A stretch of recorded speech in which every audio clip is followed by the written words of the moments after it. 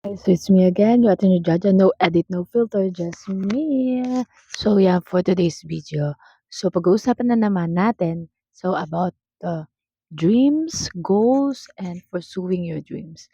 So this vlog is about like that. Kung nandito ka, so interesado ka. And kung bago ka pa lang sa akin channel, don't forget to subscribe. Okay guys, so nabasa niyo na may title, Evil will do everything to stop you because they see you have a brighter future. So yan, nakikita nila na you have a brighter future or God has a big plans for you.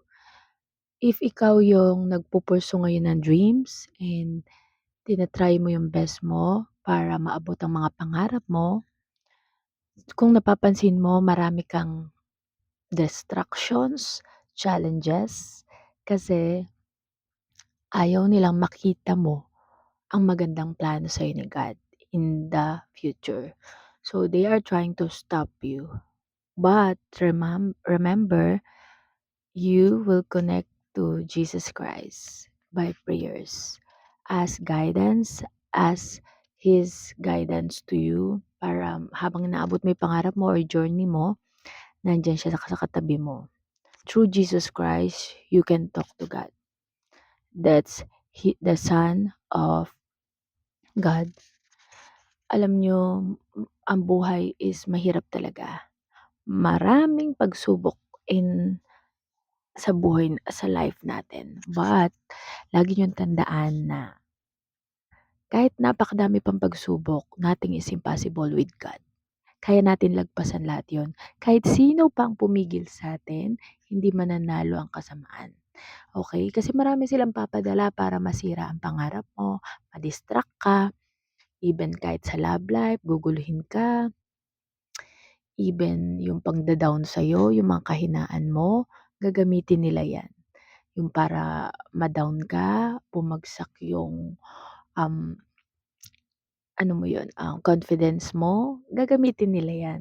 But always remember, you are enough, you are beautiful, and you are worthy. Lagi mong tandaan, you are worthy. You deserve better. You deserve a big future. So kaya wag mong titigilan ang pangarap mo hangga't di mo naaabot. Para sa iyo at para sa pamilya mo. Alam ko ginagawa mo yan para sa sarili mo. For example, you have challenges ngayon, huwag mo hayaang tumigil ka dahil lang doon. Don't you ever uh, don't you ever stop, okay? Just follow your dreams. Kung may problema ka ngayon, kung in pain ka, what I'm trying to say is don't focus to the pain. Focus to God, okay? God has a big plans for you. Just wait and but continue to pursue your dreams step by step, baby steps, okay? Huwag mo madaliin lahat. Don't rush things, alright?